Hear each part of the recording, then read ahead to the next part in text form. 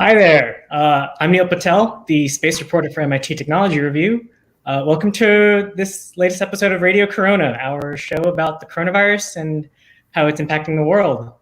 Normally for Radio Corona, we bring on guests like physicians, public health experts, leaders in biotech to speak more directly about COVID-19.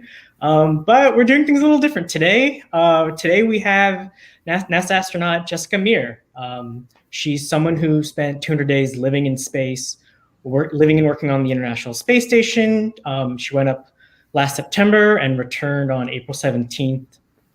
You probably heard Jessica's name last fall when she participated in the first all-women spacewalk, along with fellow astronaut Christina Cook.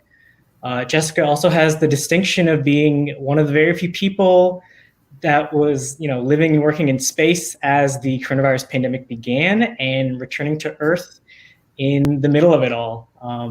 So we have her on today to talk to her a bit about what her experience was like coming back to, a world so rapidly and weirdly transformed. What that's been like to just kind of get back into things. Jessica, how are you doing? I'm doing well. Thank you very much.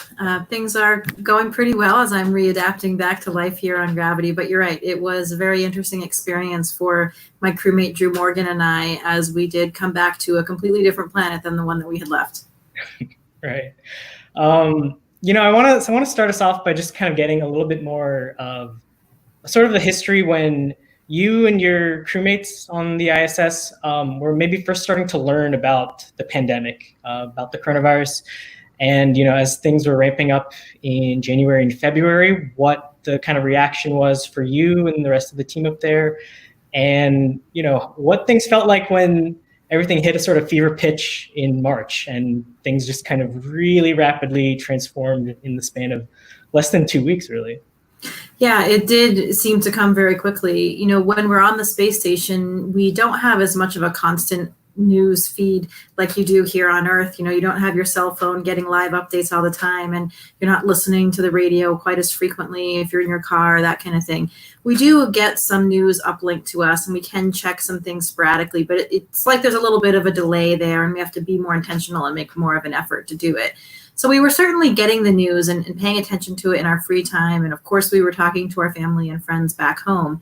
And when I remember earlier on the mission, we had more crew members up there. So when I first arrived, there were 9 of us on the space station. Then it went down to 6 for a majority of my time there, about 4 months. And then it went down to 3. So before our crewmates, Luca Parmitano and Christina Cook and Sasha Skvortsov, before they left, that was when things were we were starting to hear more about it in the news, but mainly only in Wuhan, only in China and the first reports. And it seemed at that time, the way it was being reported was that, it sounds like there's this serious outbreak. It didn't sound at the time like it was going to become of pandemic proportions, though. And so although we were starting to get some of the news in the background like everybody else, we were, not overly concerned given where we were and where we were returning. And then Christina and Luca left and things were still not, they left in February. And so that was, things like you said, hadn't really quite picked up as much worldwide at that point. So then it was really in the last part of my mission, the last 2.5 months. And it was just there were only 3 of us on board the space station, Oleg Skripochka, our Russian commander, and then Drew Morgan and I. And so that was a very strange feeling as we saw things start unfolding, and we're watching it from this vantage point about 250 miles above. And I've said this several times now, but it's true. For us, the Earth looked just as stunning, equally stunning as it had ever before. And to think of what was happening on the ground was really a little bit difficult for us to process, and to me seemed a bit surreal, because we were still going about our normal daily life routine. We couldn't see any of it. It wasn't directly affecting us. And in addition to that, nothing was changing with our routine. We were doing all of our scheduled experiments, our operations on board the space station, as if nothing was different. Now, that's not to say that things hadn't, of course, drastically changed for our ground teams. We actually, in the Mission Control Center here in Houston, they opened a second room, and they were doing so that when they do shift changes, they didn't have as many people interacting with each other. It changed everything about their daily lives as individuals at work and outside. But it really goes to show how NASA made that seamless for us, how they were able to adapt to and rise to this challenge. so that we were really blind to that. So if we hadn't had that news source or been speaking to our friends and family, we actually wouldn't have known that anything had even happened. And because we were so busy that we didn't have that downtime to process it, I think everybody else had kind of this slow ramp up. You could see it, as it sort of moved across and spread across the globe, and people were starting to understand what that meant more to their lives. For us, it was more very sudden when we returned. As you mentioned, we returned in the middle of April, and at that point it was pretty full blown all around. And the first thing that we saw, we landed in Kazakhstan, and the first thing that the search and rescue teams, the Russian search and rescue teams that arrive there to get us out of the spacecraft, they opened the hatch, and there they were, all in masks. And I think that was something that the rest of the world was kind of used to seeing, and they had sort of eased into that. For us, we hadn't seen these people in 7 months, and now we're trying to recognize them through the masks. And it did actually very drastically change all of the landing protocols, even in the NASA team trying to figure out how to come pick us up, because they normally send over our NASA aircraft to pick us up. But with all the restrictions and travel restrictions in place, there was some different routing, and things were much modified significantly in terms of how those landing operations were supported right from the get-go. Mm-hmm. Right. And, like you were getting into, sort of getting back onto the ground on April 17th, and just kind of now seeing, a bunch of people coming at you with masks on, there's social distancing protocols now. I'm curious to know a little bit more about sort of your initial reaction to just getting back on, solid land, but then kind of having to understand how to deal with these sort of new rules that, are suddenly being imposed on everyone. What was that feeling initially, and for like the first few days or week or so? Yeah, it was strange. This was my first trip to space, so I didn't have a normal return to compare it to. This was my first and only thus far return from space. So that in itself is actually quite a bit for you to deal with physically and mentally as well.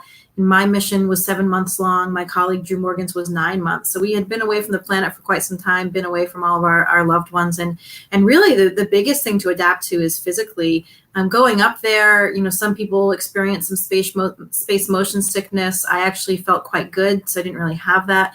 Coming back is much more difficult. And, it's interesting, I think, scientifically, because you would think that the human body, that is, of course, always evolved with this omnipresent factor of gravity here on Earth, that should be easier to return to, what we're actually evolved for. But if you think about the direction of the forces, which I'm sure everybody that watching this MIT Tech Review probably is, if you think about the direction of the gravitational forces in the vector, maybe it does make some more sense that it's more difficult to come back to that, the effect that gravity has on your body. And it is something, you feel very strange in those initial days. For some people, they have quite a strong vestibular response, since, of course, the organs in your inner ear and a lot of the vestibular organs responsible for your spatial orientation and balance are gravity dependent. So they have adapted to, or acclimated at least to, life on board the space station without gravity. So when you come back here, they're kind of thrown for a loop again and trying to readjust.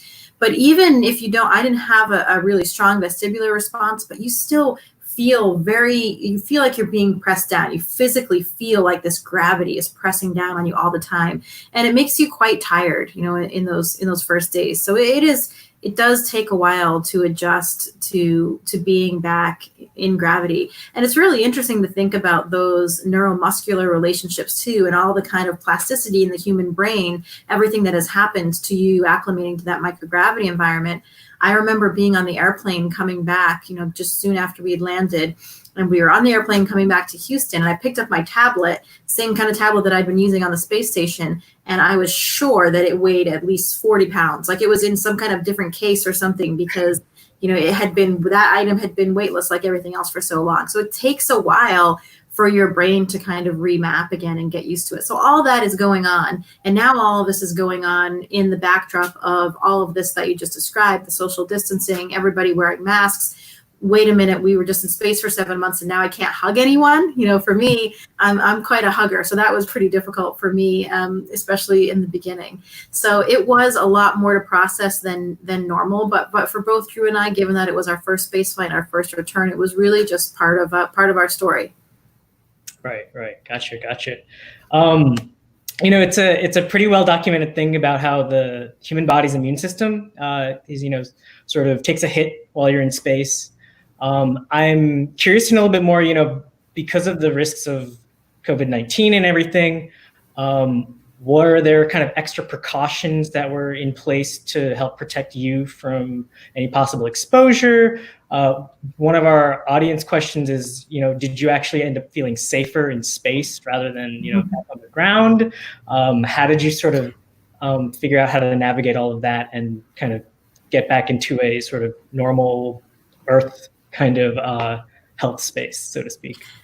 Yeah, you're right. So that is one of the hallmarks physiologically of being in space. We have this dysregulation of the immune system, and that's manifested in astronauts sometimes during the mission, sometimes after the mission, where we actually have a reduction in our T cells. We have a reactivation of latent viruses in some cases. So there's something going on with the immune system in spaceflight. Luckily, it does come back quite quickly. So knowing that, they wanted to make sure that we were very well protected after we came back to Earth, because they didn't know for sure. We were kind of in this immunocompromised category where they didn't know how our immune systems would react. So we did go enter a more strict quarantine period than we would have otherwise. Normally, when we come back, we do come back to Houston within about 24 hours. And there's a facility at NASA where people will sometimes spend the first night just because it's easier if they arrive late and they have to be up early in the morning for testing. For us, we actually stayed in that quarantine facility for an entire week following landing.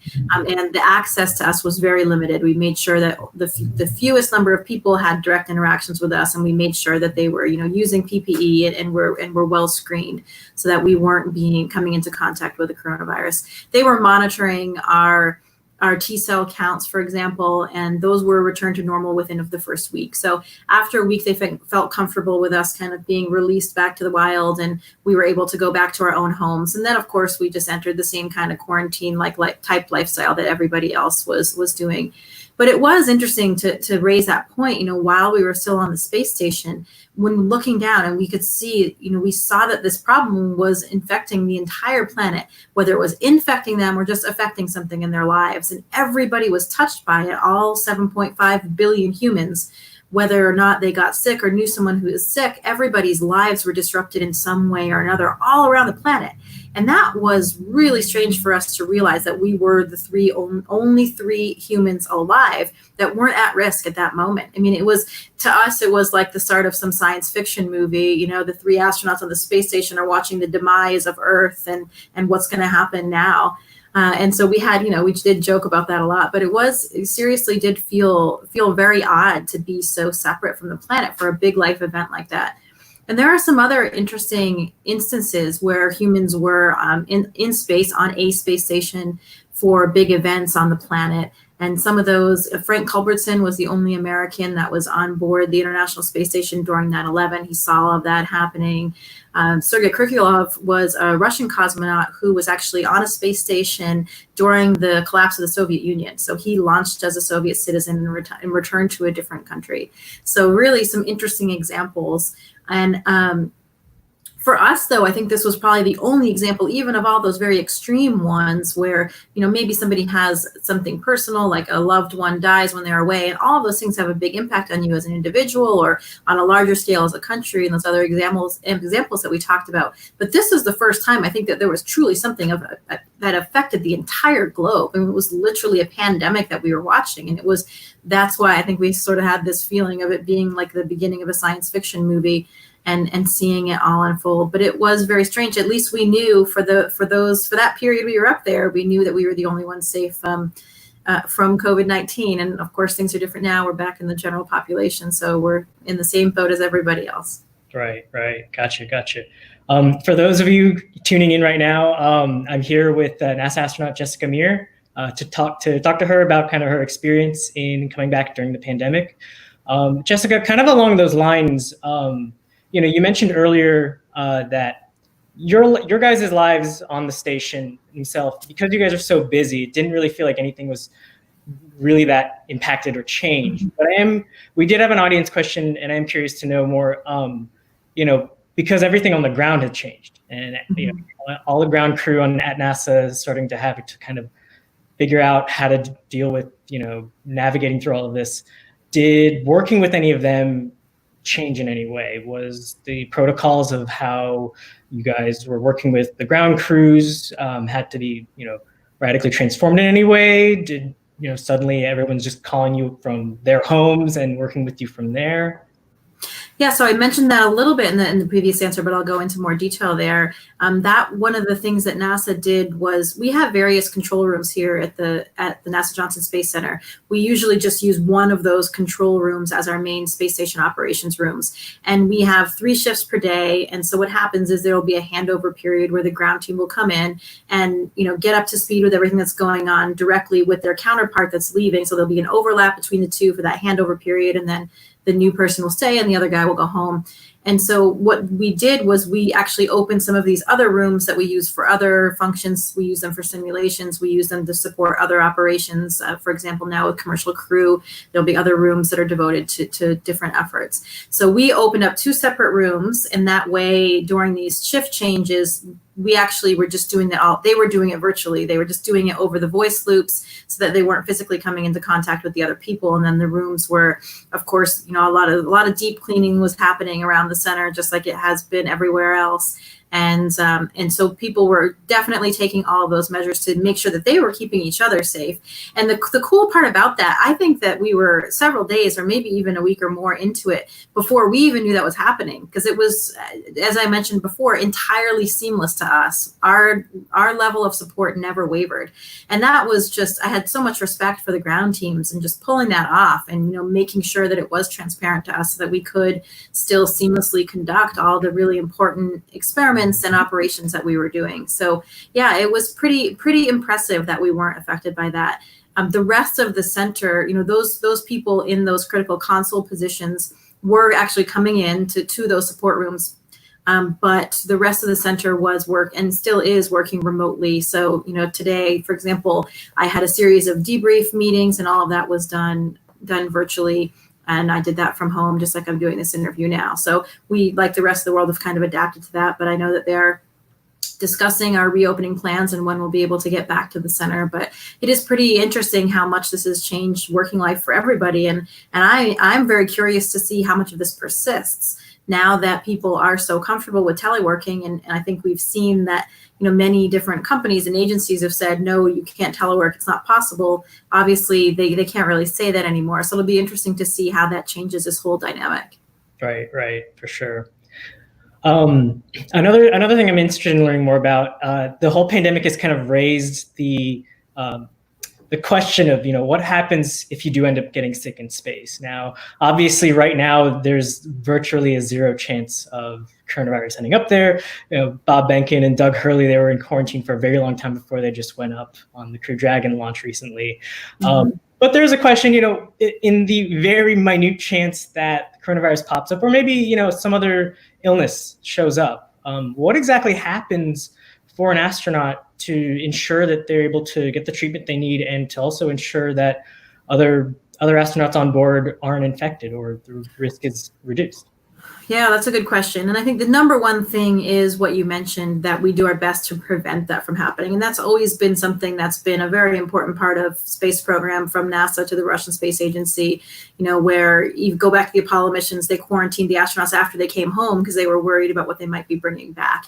So we always do have this quarantine period before launch. So for me, launching on the Russian spacecraft on the Soyuz, I was actually in quarantine for 2 weeks in Baikonur with my crew before launching, because even a cold or the regular flu, we don't want to be bringing any of those things with us. We want to make sure that we keep everybody healthy. So that, I would say, is the biggest and most successful measure to prevent those kinds of communicable diseases on the space station. But, you're right. There's always a chance of something happening or a crew member coming up with something that wasn't caught. And so we all get training as crew medical officers. We have a good amount of medicines and equipment up there that we are trained to use, that we know, if we needed to, we could bust that out. I was actually very lucky during my mission. I had Drew Morgan as my crewmate the entire time I was up there, and he's a physician. So I was in very good hands, but there's not a requirement that we have a physician on board. We do have several physician astronauts, so of course that helps us with our expertise, but we do rely a lot on our ground support. We have NASA flight surgeons that are assigned to us.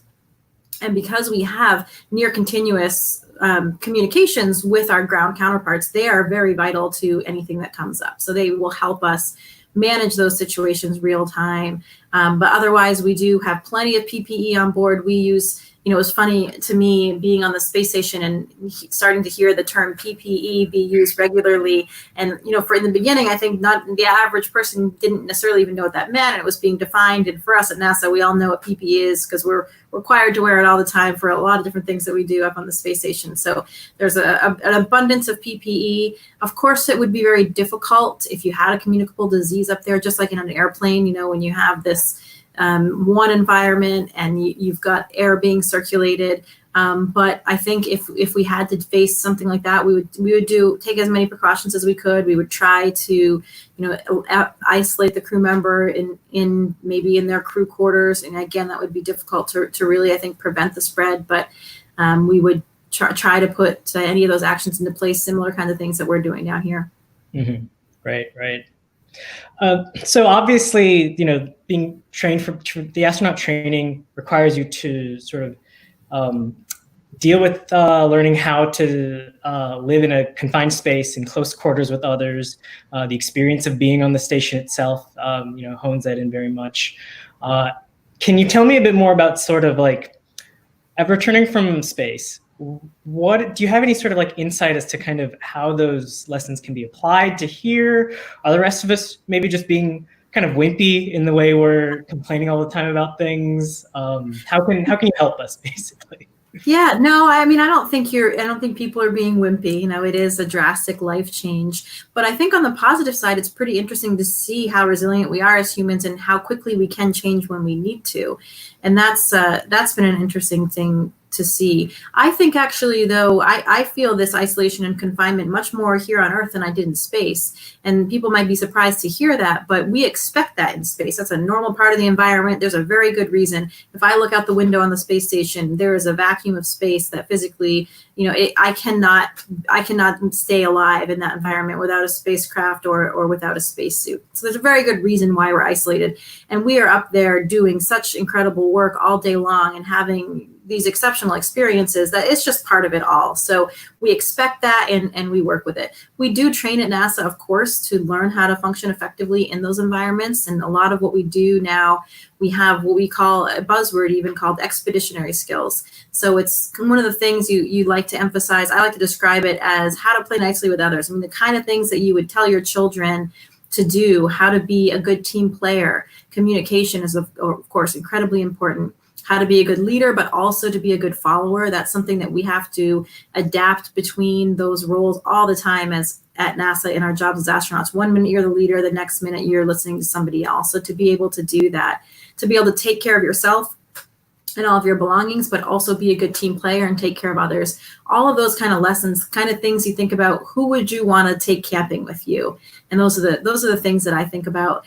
And for us, living in isolation, the things that become, even more important for us are to stick to a routine. And so that's one of the things that I always recommend. Even though your routine is now drastically changed and you can't do all the things that you once were doing, develop some kind of new routine so that you have that kind of normalcy and schedule in your life. It really does a lot for your psychological well-being. And in that routine, make sure you include exercise. We all know how important that is, not just for your physical health, but for your mental well-being and psychological well-being as well.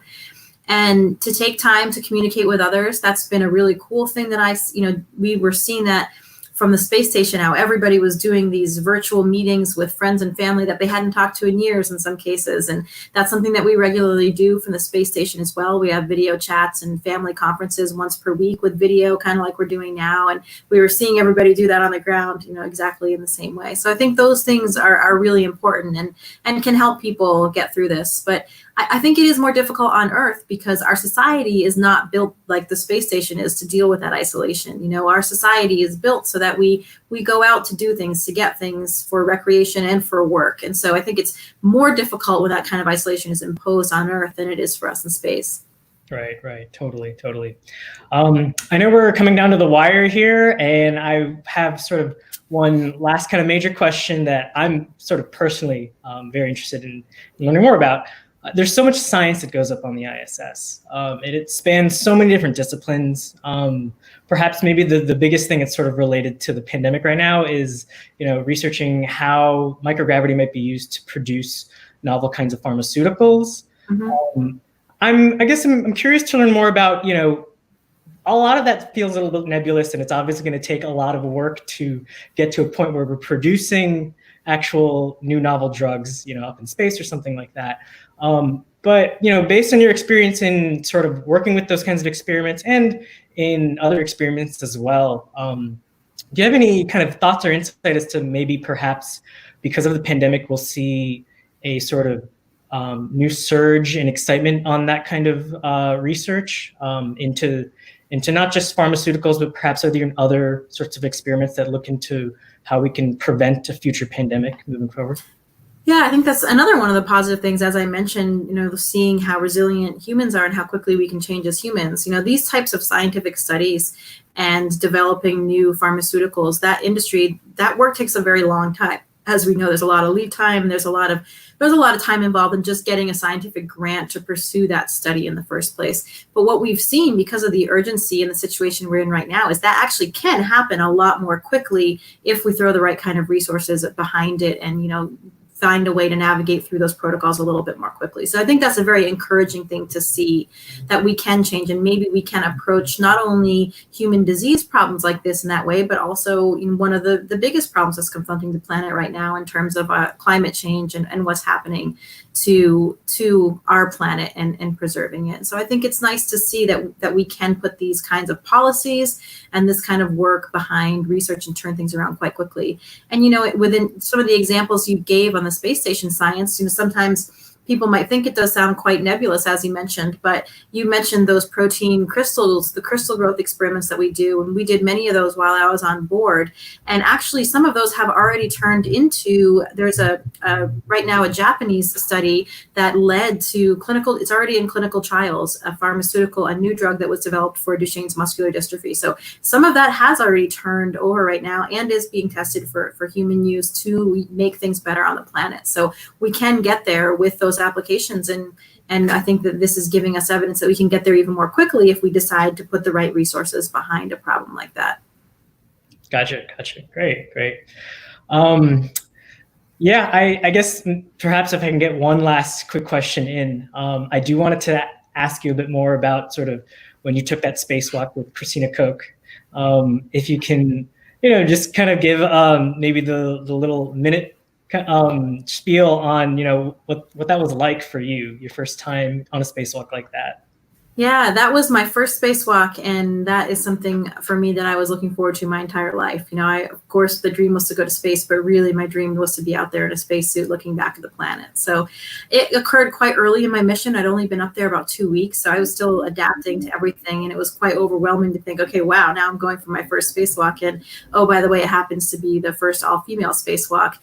I wasn't really looking at it from that lens, though, in the beginning, because doing spacewalks is absolutely the most challenging thing that we do, both mentally and physically. So you need to be putting all of your focus just in making sure that you are ready to go out the hatch and to conduct that operation safely to keep you safe and also to keep the hardware safe. What we're doing out there, moving these giant boxes around, we were upgrading a power channel and then replacing one of the vital components for that power channel in that spacewalk. So you've got this $1 million hardware up there with you, and you're just trying to make sure that you don't damage it, and then the whole thing is moot.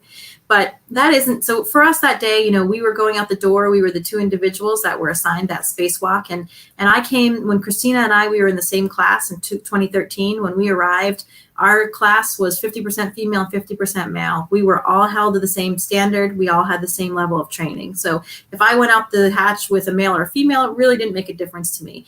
But that, of course, that being said, it was a big deal. It was an inspirational and a momentous historical event. We recognize that not as individuals as being the ones that went out the hatch that day, but really for the generations of women and minorities and people that came before us that got us to where we were, to the point where 50% of our class was female. And to me, it didn't make a difference who was going out that hatch with me. And that's something to celebrate.